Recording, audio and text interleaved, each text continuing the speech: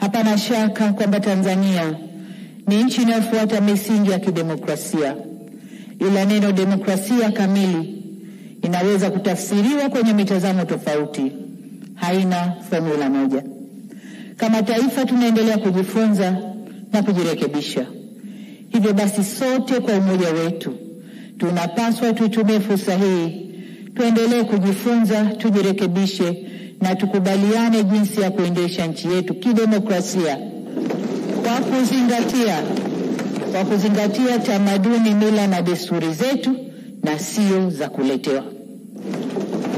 Kama tulivyoagizwa na ilani ya Chama cha Mapinduzi ya kipindi cha miaka 5 mwaka huu 2025 mpaka 30, moja ya hatua itakayotufikisha kwenye maelewano hayo ni marekebisho ya katiba yetu.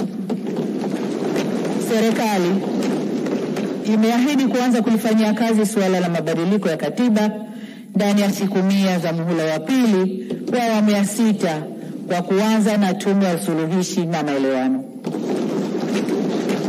Mheshimiwa Spika, tunapozungumzia umoja wa kitaifa tunaongozwa na uwepo wa tunu ya muungano wetu.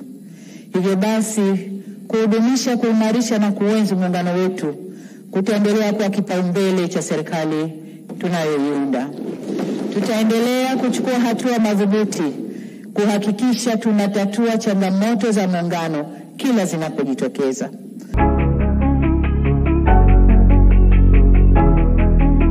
ST Bongo, nyumbani kwanza.